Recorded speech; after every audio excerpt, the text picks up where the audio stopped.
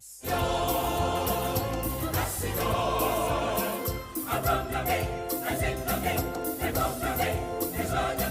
We shall be connecting to Mr. Kodjo Siyama very soon. But my guests are already seated and we'll start our conversation as we try to reach Speaker Ado.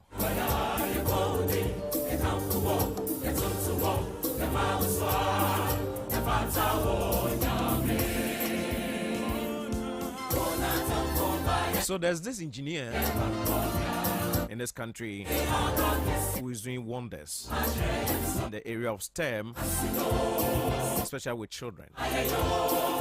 She has a beautiful story to tell us because that's where we are going into now. Next year we're going to see a lot of children in STEM at the basic level, so that you don't need to get to senior high before you start learning STEM and then it looks like something strange. And that is the vision of the President, His Excellency Akufo-Addo, through the Minister for Education, Honorable Dr. Yao Seidu-Chum. The vision cuts across. So Miss Eugenia Ejewa Buedi is in studio. So we're going to start our conversation.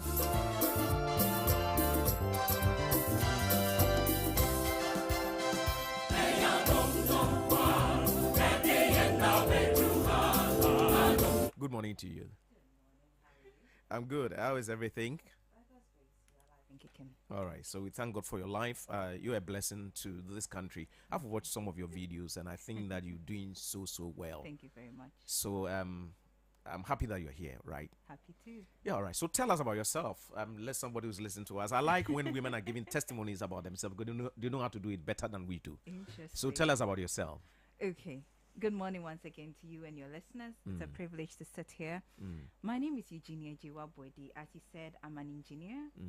I started in petroleum engineering. I worked in the field for about 5 years, going offshore, working on oil rigs between Europe and Africa. I enjoyed it so much.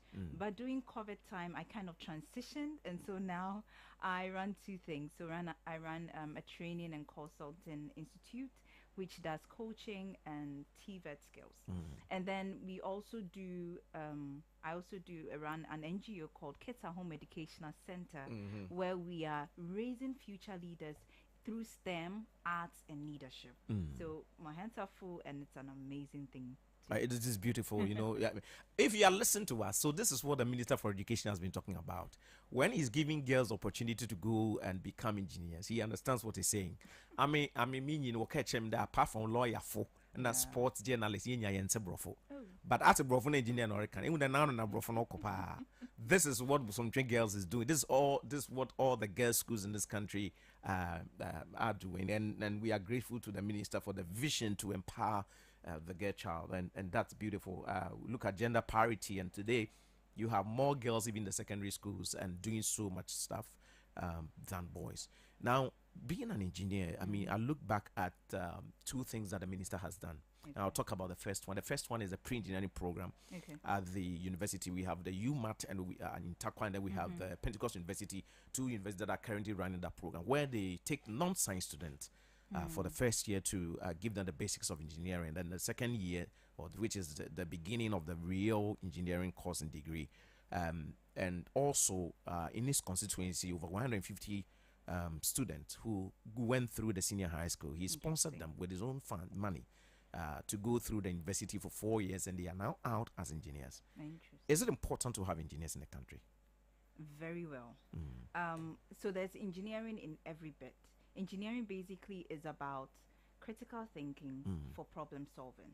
That's basically it. You don't need a certificate to say I'm doing engineering per se, but it gives you an opportunity to look at a task and not look at it as a stumbling block, but as an opportunity to face the challenge and say, okay, maybe what if I go around it, go through it, go over it, what could happen? And then you come up with so many innovative ideas. I never thought I would be an engineer, to be honest. I thought I would be a medical doctor, but I guess God had his own ways. I took up a scholarship, went to do engineering, and that's when I got to know, oh my God, engineering is not just, as I used to think, those who fix the cars by the roadside, but there's aeronautics, there's computer engineering, it's in every field that you find it, which means it gives you an opportunity career-wise to explore and expand. Mm. And the money inside, should I say, it's Wow. good, Mm. right? So there's opportunity to be a part of the world change, Mm. and there's an opportunity to earn good, to Mm. help your family, to help your community as well. Mm. Engineering is amazing. It's amazing. And so let's talk about girls in engineering or women in Mm. engineering. What's the difference between the two?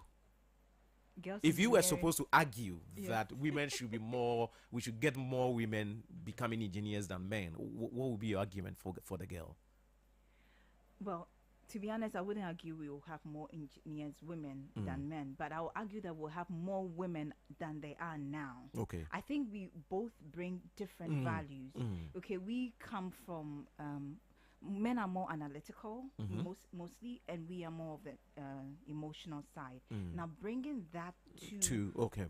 in a boardroom or Mm. at a table and we are discussing a solution, you realize that one will be talking about the people side, Mhm. one will be talking about the task side. All are important to achieve greatness. Mm. There's a study that said that for a long time, cars, when they were being produced, were not being assessed using a woman as well. So most of the time, when there are accidents, you find that women are hurt more. Mm. So imagine in the boardroom you had a woman talking about it. Mhm. What changes could have come? Okay. You have people who are manufacturing women-based products, cosmetics, Mm. sanitary pads, Mm. and most of them are men. Mm. How would they understand the things that we go through to say, no, if you use this material, it's going to affect women this way? So both of us bring value to the room. Okay. And it's important to bring more women in the room. One, again, because we are going through it, so we can bring a different side to the study. And then it's also encouraging other women to say, hey, if she could do it, I can do it. I remember in my days when I used to wear coverall and I'll walk through this market at Takrady, I've forgotten the name, this big market, and then you would just see people turn to my direction and wonder, what job is she doing? That alone, inspiring girls without even me talking, I know that has gone a long way. And so it's really important to get women in there. Besides, they are also handling, we are more than the half of the population. And so imagine a woman who is who has studied to think critically and look at solutions and bring it holistically to the home. I think it helps even in child bringing, the way she will talk to the child or nurture the mind of the child to think also as a problem solver. I think it's incredible. That's a great lecture on feminism this morning. Anyway, thank you very much. Right, so let's begin with STEM education in Ghana. I believe that you've been in the country for some time, and you've seen how government has really promoted STEM, and we've seen the benefits and what we've gained out of the STEM education. You look at STEM innovation, for example, that gives opportunity for the students who are in the secondary schools to demonstrate their skill and their innovations to solving problems. Now, why is it important for us to begin with the like start the STEM education from the basics, like government building that STEM school at Accra Academy? Is it so important that we begin with at the lowest level? I understand that we have one at Bosomchi STEM Academy, for example, and I think that it helps the children. But tell us, you are an engineer, how important is it for us to begin STEM education from that level? So first of all, I'll say I'm super grateful that the government is taking such initiatives. It's really made my journey or my work very easy. When I go into schools or I'm talking to parents, they already have some foreknowledge and they are welcoming to the subject. I teach from toddler stage, so from 5 years I'm teaching them STEM. Wow. The first day I started doing this, I thought, oh my God, how am I going to break down huge concepts, density and forces and all that to these kids? But as I wore them, I saw them this lab coats, and then as I put it on them, you could see their eyes lit up. And then one just told me, I am a scientist. Just that affirmation alone, to believe that just because I put my hand in the lab coat, I'm wearing some goggles, I'm making some mess on the table, I can be a scientist. That is the beginning of a future that we are yet to see. That is amazing. These are their formative stages. They are building new habits, they are getting the encouragement, they are looking around, and they are naturally curious. And so if we give them that opportunity, and that's the fun bit about STEM. STEM has a way of combining all these subjects, the science, math, technology, engineering, and making it hands-on, making it play-based, inquiry-based teaching, bringing all these together and relating it to real-life issues. And so when the kid sees that, oh, density is not just about mass and volume, but I can see why a boat doesn't sink. I can see why when I have a stone and I have a coin or I have a paper, this is what happens to it. And they are beginning to see and relate things to the world. They begin to appreciate it so much. Hence, when you start teaching them the real academics, that's the science, the theory of science and math, they are no longer scared. We will no longer say that, oh, girls can do math or girls can do science, or children of nowadays don't like the subject. It's fun already. It's play based at toddler stage. You don't teach them hand density is this over this times this. No. You teach them hands on. You're doing fun experiments and they're enjoying it. 6 weeks later, after I started this toddler STEM, I asked the kids, what have we learned so far? And oh my God, was I blown away. They couldn't say the experiments by name, but they could tell me exactly what we did in each class. Wow. With so much confidence. And that got me to know that, yes, we are doing something good. And then their parents come back and say, Eugenia, this girl that didn't used to talk in class, that is their normal class, traditional classrooms, is now doing well. They show me their reports, and you can see that the kid is now gaining this problem solving skill, critical skill, which is transferable across industries and subjects. I am seeing that. So when we build them that young, we don't have to wait till GHS 3 to say, what subject would you do in secondary school? They already have the confidence. You are exposing them to the different careers that they are doing. You are building them for this technology-driven world that we ourselves haven't even fully grasped. But then because we are setting their minds ready for it, they are going to be successful at it more than we have. If we want to be successful in the basic STEM, like what you are doing now, what do we need as a nation? What do we need? What are we going to have or expect to have in the education space for the facilitator or the teacher to be able to get these children? Like you mentioned that you put a quote on one of them and said, I feel like a scientist, or I'm a scientist. These little things. And so what do you think we will need to make teaching of STEM at that basic level enjoyable? Okay, so we've started advocacy, so the knowledge is out. But if we could take the teachers aside, just because you know science doesn't mean you can teach science to a 5-year-old. There are two different things. To be able to break it down, you have to think like them. How would I make this subject understandable for them? So you bring them together, do some short courses with them, teach them these project-based learning, hands-on activities, inquiry-based learning. Let the teachers understand that the classroom is going to be different. Even how I set up my classroom, we sit on a round table. It is not your traditional class, and we are all experiments. So my hands are able to reach each and every child, and I listen to them. I ask questions. There was one time I sent Kobe salted tilapia to them, right? And then they would taste it. Some would say, yuck. Like, let them try it. And then you begin to ask them questions before you introduce the subject to them. So their minds are being prepared ahead of time. So training for our educators is very crucial, not just science and math teachers, but all teachers, so that they will be able to incorporate it into the curriculum. As the government have started introducing these hands-on activities into our curriculum, we have to be more conscious of it and make sure that our teachers are actually practicing it and then putting STEM in every way. Every teacher uses technology. That is STEM over there. So when you're teaching about the planet, how can you make it closer to the child? Can we cut some paper? It looks like artwork, but it helps them understand it better, and then they see it. You can bring mentors to them as well. Imagine I watched a video and then they asked, oh, draw a fireman, draw an engineer, draw a doctor, draw ABC. And all that they drew, guess what, were men. They drew a fireman, they drew a doctor, they drew a jet pilot, and all of them, they were men.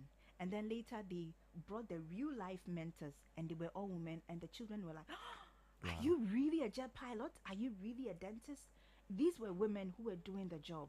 So bringing this experience to them is also very crucial. So what I'm saying is, I focus on the 3 E's. That is the education aspect, which is very crucial because you need to understand these concepts. You have to explain new things.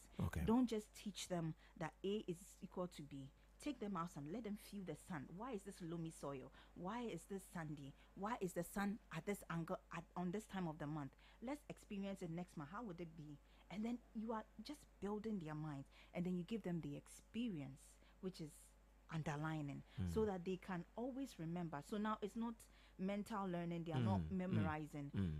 They just understand because they've been in the room. And so giving them resources is important, and it doesn't have to be expensive stuff. It could be the things around. I talked about sand. Yeah. Sand is everywhere. Yeah. Right, when we were young, they used to say bring clay to the school. So we used to go to the river banks and then we'll fetch it. That alone was an experience, right? So encourage them to do these things. Give them a plant. Okay, I want you to water it. Do this 3 different plants, and we give them 3 different conditions. Why is this one dead at the end of the week, and why is this one alive?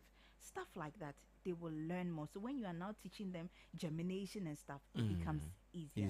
Train the teachers, give them resources, bring mentors to them, and then take them out to experience these things themselves. Well, I see the pedagogy, the style that you are using to transfer the knowledge.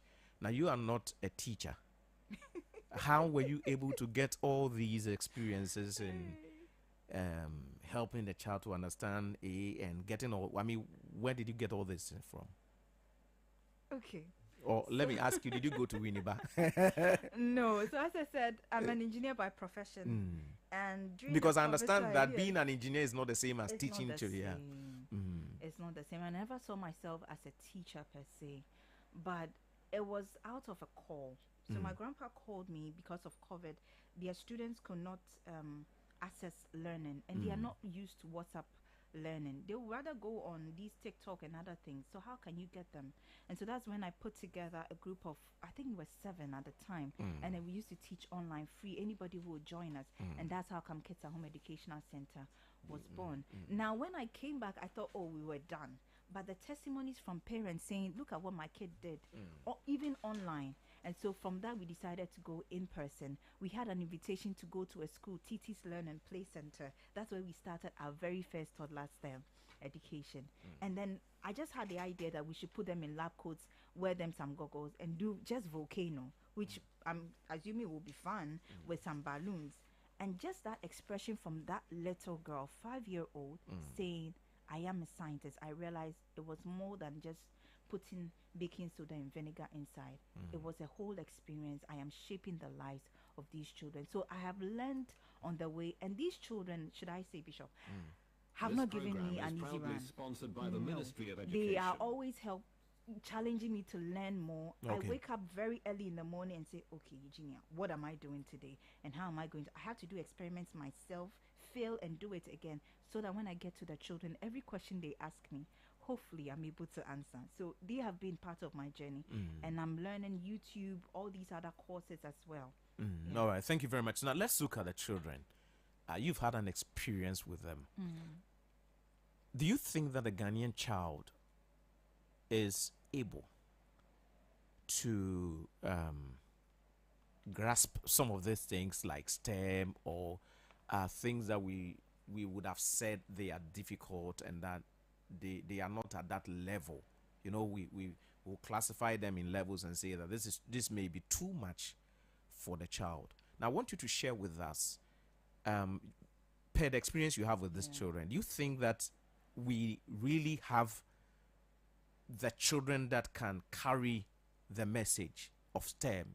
The children can experience or use the STEM to build themselves for education, so that they are moving from the primary level, the basic level, to the secondary level, based on the information they are receiving. They are able to do very well because they were taught well by an experienced teacher, or a teacher who also do that, like what Who's you have also done. dedicated, yes. Do you think that we are there? I don't know which story I should pick from the lot to show you this. I've had a privilege to study both in Ghana and outside, in Russia, in UK, in the US. And each time I sit in the class, I realize I'm just like them. I can pass exams, sometimes even top my class. So there was nothing different. It was just the availability of resources and having a passionate teacher to identify that this is a skill in me and this is how to go. I wasn't a child that memorizes. I like hands-on things, and I guess that's how come I became an engineer as well. And so understanding that every child is different. And so we also have a teaching course as well for teachers we call it Teach Right, to identify how a child learns and then be able to strengthen them and build on that. I have. I'll tell you one from. They are called the MGM team, but they are just from Lungwa here. Five little students. I think two girls and then three boys. I met them. There was one that was amongst them. You can see that the others are doing well. They communicate well. The other one will not talk to me because the teacher said, "Oh, if he talks, you will laugh because his English is not good." Already, you are psyching the child's mind that his English is not good. You are affirming his fear. And I said, okay. So we started with these robotics. I brought my things even before we got to the main thing that we were doing. Over a year now, this guy is now coming to my center and mentoring other kids. Wow. To do STEM and robotics. I kid you not. Mm. He wanted to do art because he thought he was not smart enough. So as they think that TVET is only for those who are not smart enough, which is a fallacy. So this one thought he was going to do that. And now he's doing science, pure science in secondary school because of this short time.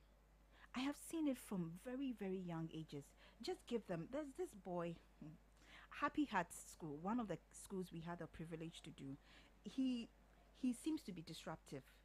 But then I just gave him a table and then a personal teacher for him.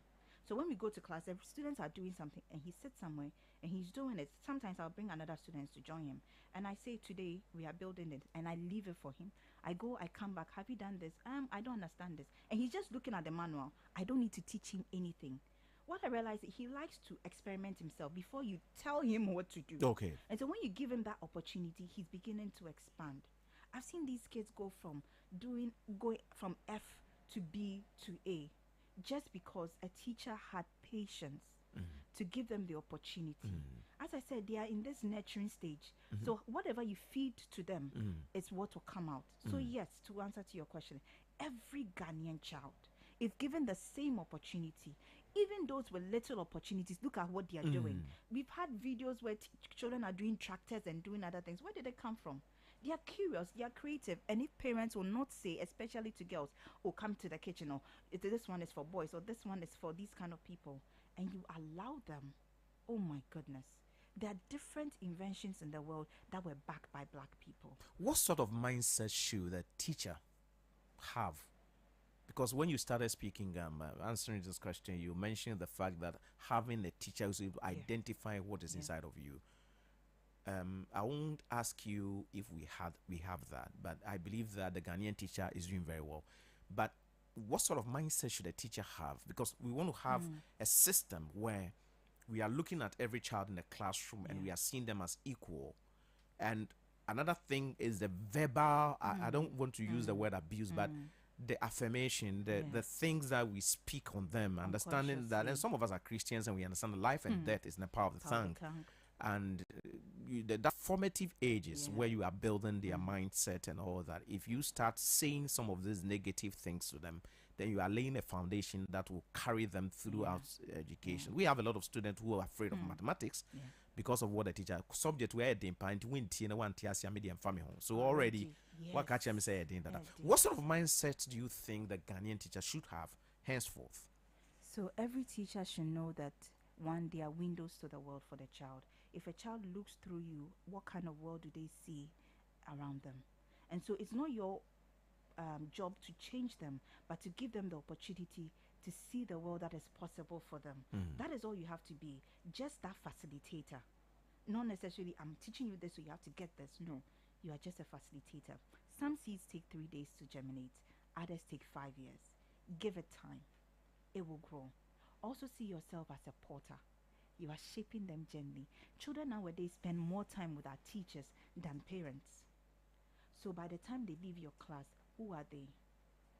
What will make a child see you 15, 20 years later in the crowd and want to come and tap you, hug you so tight and say, because of you, I am where I am? Or when they see you, they'll go like, hey, you are the one that lashed me. You are the one that said this. Look at me now. Steve Harvey has a similar testimony where he says, my teacher didn't see anything good in me, and now I am proving to her that this is who I am. Would that be your testimony? Or will your child say, because of you, I went from the streets and now I am building streets for children? What will be your test? So see yourself as a window that a child gets to see the world, which means you have to do more work, go and do more research. When they are talking about TikTok and stuff, yes, that's why they've been giving laptops, right? Exactly. Have videos that you can show them that are also funny but are also informative. It's your research, right? How can you transform density? I don't know why I'm using density and all these subjects to teach them and go like, oh my god! I saw how the some students in Tema International have used Pythagoras theorem to apply to agriculture. I was like, wow! I wish I knew this. I never used to like physics when I was young, but now when I got to teach the children, I'm loving it because I'm seeing it in a different light and being able to apply it to world. Oh my god! So teachers, you're a wonderful channel, but you can also be a stumbling block. Which one are you today? Thank you very much. So I'm here with Miss Eugenia Ejewa Bwedi. Actually, she's a daughter of Mrs. Kate Pinkra, right? Yes. And she's in charge or the Director General of Complementary Education Agency. And I believe that your mother has done well. Your parents have done well. If I say your mother, we like saying our mothers. So fathers do a lot. Done well by making sure that you receive the education that you needed to be here today. Now, you mentioned the fact that we are trying to shift a little. We'll come back. Okay. You mentioned the fact that the child, right? Yeah. You sow seeds, and some of the seeds will grow in 3 days. Let's say it's others a year or 5 years. Yeah. Now we have a curriculum or syllables that are being taught the students in a classroom. Now the first time we're supposed to do 3 topics, for example. Okay. Now if you have a child or a class that are slow in learning and you're supposed to complete this subject, doesn't that affect the speed because you are trying to finish early to be able to make up for the term? But here are students who need maybe a subject that you're going to be teaching for 1 month. They need 3 months for them to really grasp what is it. That speed, doesn't it affect the child's learning? Okay, so should I use agriculture again? Okay, so yes, some children are slow based on the method you're using. If you're using the same method for every child, if I'm watering these kind of plants, okay, morning, afternoon, evening, maybe some plants need 1 a day, some need 3 a day. So you look at every child and you kind of group them in your mind. Don't segregate them or else they feel inferior. Okay. Just look at them and say, okay, this child will grasp it early. This child, I need more exercises. This child, okay, maybe I need to take them to the field and show them that that is where the teacher goes the extra mile. And so within that same short time, you've done more contact hours with this child instead of waiting, okay, I have a period once a week. So every once a week, that's when I get to meet you. But I realize you may need 3 times more. And so I'm going to make sure that you have some extra classes. Instead of waiting to the end of term and repeat you because you couldn't do as better as the other ones. And so we have to assess them and see, okay, this child grasps it early, maybe because of the method that I'm teaching. This child, if I change it a bit, he may get it. And it's not always when and you have 1 full year as a teacher to do that. It looks like, and yes, we need to equip our schools with more teachers, experienced teachers, and these are what the international schools are doing. And so if we're able to help with that a bit and release the load of teachers so that they can focus a bit, I think it would also help so that every student can be able to grasp it. That's why the teacher too has to be diverse. Don't just go into the blackboard and just writing. Give them different things, project based. Some child will get it. I can use my little brother as an example, right?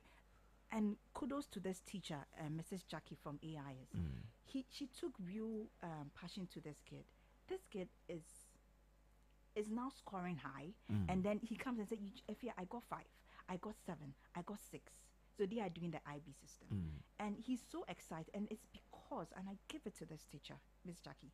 She took him and said, "No, you are going to finish this course. You're going to do this in the same time." So he didn't have to repeat. Okay. And he's doing as best as his friends in class. And it's because a teacher took time to be with him. And then the teacher will call us and say, "I've given an assignment, make sure he does it." Okay. And then we also have to play our part as parents and siblings and family and make sure that the child is doing it. So he's not going for all the parties, he's not going for all this. We do this, after that you can do it, and he understands and he sees the difference. That when I pay attention, when I stay focused, I get this done. Because we see him being focused on other things and he's doing well. So you go like, okay, in this thing you are focused and you are doing so well, why can't you also do this and then get the results? It's just for a short time, and then you can go back, and it's working tremendously. Every child is different. It's your approach. We've seen how science is shortening the time for productivity in agriculture and other things. So it is possible. So if we are able to identify these, let me say, tricks in science to make it easier, I think the kids will do amazing. Wow, that's beautiful. Now let's go back to the STEM, the basic STEM. Apart from the STEM schools that we are having, where like the Accra Academy that is being built, for example, the classroom, schools that are non-science, schools. How should we approach it? Approach the students with with a STEM concept. Okay, so when a school calls me in to come and start, I go and I look, what room are you giving me? Sometimes ask for they should give me a dedicated room for the club. Why? Because I want to rearrange the order of the classroom. I'm bringing pictures, and not pictures of white folks. I look at the school. If they are mixed, yes, then I'll have mixed pictures. But if they are predominantly black, I have black pictures of people who are doing super, super well. Mother Care School is an example. So they opened a science lab, and I went to tell them, okay, so you have all these pictures of these great scientists, not Archimedes, sorry, all these great people who have done great in science. Can you have Professor Alute on there? Could you have this lady, biomedical engineering, Professor Elsie Kaufman on there, just to inspire these kids to do well? There are kids all around the world who are 17, 14, who have patents to their name. Do these kids know what a patent is? And what have these teenagers even done? Right?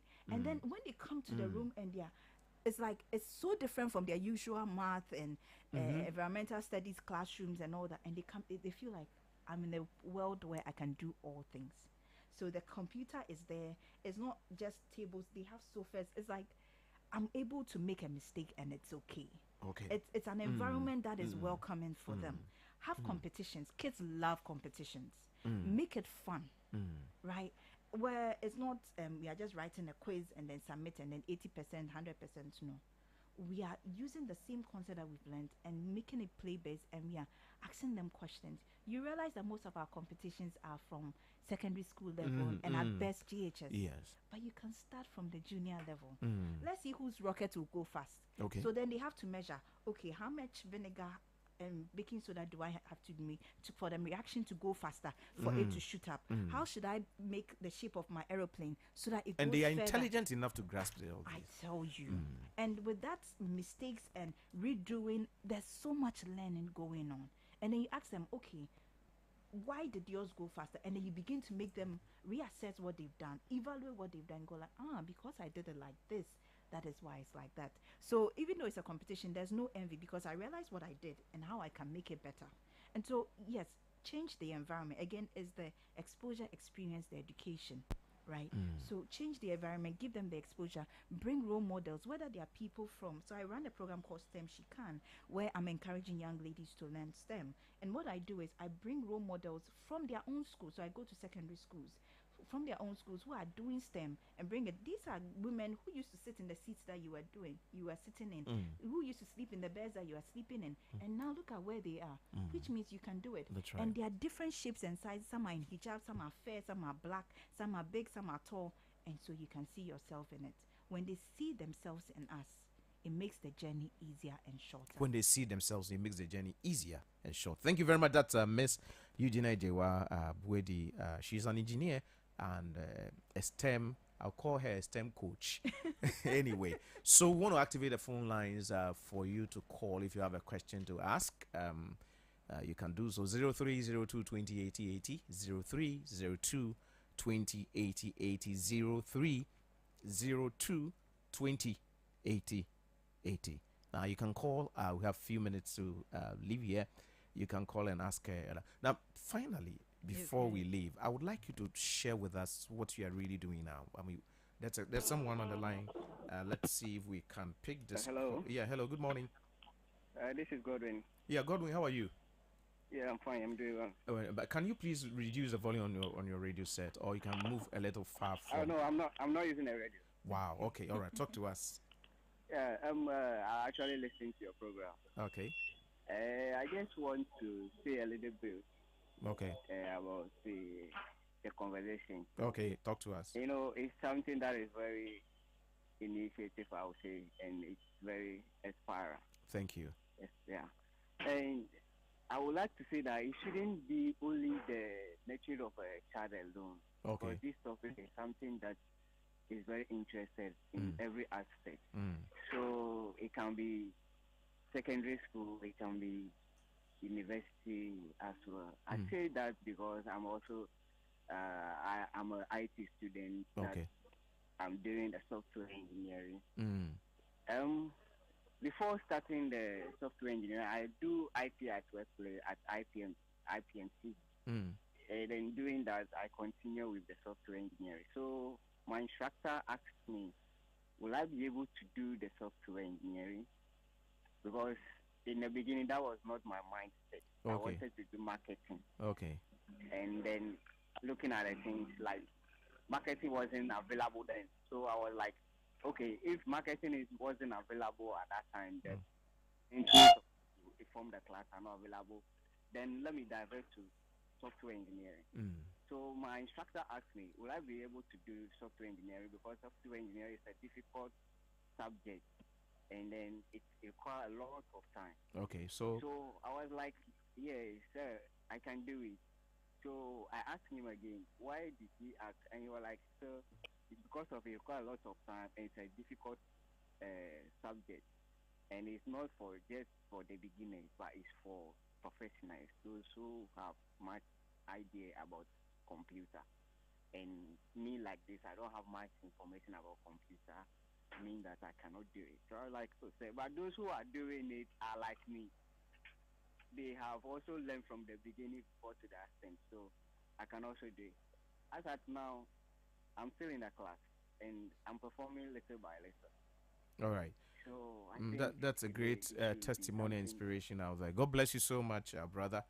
We are grateful for the call and thank you very, very much. God bless you. I think, Madam G, okay, there's someone else on the line. Hello, good morning. Morning. Yeah, your name and where you're calling us from, please. My name is Victor calling from Agohek at Ashama. Victor, talk to us. Please, I am happy to hear this thing that this important way of teaching children with us. But I could sense that it's for elite children. You could sense that it's for elite children. Yes. Okay. How can it trickle down to the villages and even to the lowest child? Maybe the cost will be the lower for us. Okay. And how can she impart this kind of knowledge to parents who are willing to be taught to train their children? And that notion that only poor people should go to technical school and vocation school, we should diffuse that thought and prepare our children that everything come out from art, and we should do well to cancel this thing in our children so that they can think proper and solve our problem in the future. All right. Thank you very much. I'm grateful for the call. I think what he's saying is that how is this? He senses that the training that you're talking about is for the elite people from good home stuff, and that those in the villages seems to be excluded, and that he feels that it should go down to those villages, and also the parent to get the idea that it's important that their children go on the STEM pathway. So the question is, the villages, children in those remote areas, how are we going to send this to them? I mean, you are doing that, so maybe you can answer that based on the work you're doing. I mean, so in 2022, we had the privilege, sponsored by World Education, to go to. Again, these things take resources. Okay, I can do all the talking, but if I don't have the resources to be able to move my team to these places, then the effort will not work. Sure. And then collaboration with these communities. So we are grateful for such communities that invite us to come in. So we went to the north for a week, and then we did about all the 4 regions in the north within a week, and we just exposed them to it. So We did drones, robotics, and then we did these mentorship sessions with him, and then we did this affirmation: I am enough, I am smart enough, I'm wise enough, I'm beautiful enough. We realized we had a short time, so we had to make the most impact in the shortest time. And so yes, we saw how they grasped it Okay. at that early stage, even in the remotest area, when our networks were not even working. Okay. And so yes, that was very remote, but the kids were very receptive. It may look like a toy car to them, the robot, but when they started experiencing it, you saw that this is what is going. And so yes, the elites can pay for it now, but then it's out of this that the organization, my foundation, also gets resources to be able to go into the north or into these remote areas. Even in Accra here, there are some Areas. deprived areas, right? I'm working with Shell Oil and then KGL Foundation, and then we are giving literacy and STEM education to people in around East Legon, Shiashi, Opongolo area, where they are very, very deprived, and they come every week. We don't give these children money, but before I get to that school where we are hosting the event, we've done it for almost a year now. We are concluding this. Today is actually the day we are concluding. Oh wow, we are concluding now, and these kids, before we get there, they are already there, Okay. seated, ready to learn. And yes, I bring the same lab coats to these children before we do a science experiment. It's all about the experience. So once we get resources, and grateful to KGL Foundation for this, we are able to bring these skills to these children. Today they are doing ICT. I think they are last level of ICT, and then after the elections, we'll have a competition. All right. Thank you very much, Miss Eugenia Ajiwa Bwedu. You have a book that you've written, right? That Yes. is very. Can you just show that we have 1 minute? Yes. DJ, can you just zoom in and let's see these books that you have? Talk about them briefly. Yes. And then before you do that, Okay. can you just mention your number? Put your number out there for people. I want a number that is dedicated that Yes. people can call. 050 050 270 270. 2441. So it's 050 270 270 2441. 2441. All right. So if you're a parent and you need some of these books that she's going to show us, you should get them. I have copies that she brought to me, and I've gone through them, and I think they are very powerful for your children. If you are watching us, it's important. Ghana is shifting towards the STEM pathway, and we want everybody to be part of it. Can you just show So us? it's 3-in-1 book. This Three in was one the book. main book that we did. I can be ABC for STEM. Again, it's all about the affirmation. Okay. I can be. Okay. And so from A to Z, we introduce them to different careers that they can do. Okay. Each page has 2 people, a girl and a male, so that they all Okay. see who can be there. It's not just a doctor or an engineer that's in. There's a lepidopterist, there's Okay. a kinesiologist, there's a hepatologist. All of them in this book. Okay. And to add to the play-based learning, I have a copying book. You remember my first copy book? Instead of just writing ABC, they are writing, I can be a hepatologist. Okay. And by the time they finish writing it 3-4 times, it has stuck into their head. I have a coloring book. As they are coloring, they are imagining themselves doing these kind of jobs. So it's amazing. I have puzzles inside, I have stickers inside, all to help these children begin to love STEM and love STEM careers. All right. Thank you very much, Miss Eugenia Ajiwa Bwedu. She has been a huge blessing to. We will not have time to talk about today. We hope to bring her back again and run a series on STEM education at the basic level, so that we can get all the necessary information that we need from her. But I want to say a big thank you and thank God bless your parents who didn't say that go to the kitchen and all that. They did say that sometimes. It helped. helped, but All right. So I mean, you did very well. A young girl is listening to us. 30 seconds. Say something to them. My dear, yes, you can. And you are enough. You are smart enough. You're beautiful enough. You're wise enough. You're strong enough. You are enough. You are enough. Thank you very much, Miss Eugenia. God bless you. Come in. All right, so thank you very much. This has been the Transformation Agenda series on education, sponsored by the Ministry of Education. We want to say a big thank you. We have next week, Saturday is election day, right? Please go and vote wisely. I have told you who I'm going to vote for, and my reason is I'm voting because of Dr. Yawase Educhum. My going to queue to vote is because of Dr. Yawase Educhum. I want him to continue the good work he's doing in the area of education. That is all. And I want to wish you the blessings of the Lord this weekend. Have fun. Be happy. You have you. so be happy. God bless you, and see you again at 12:10.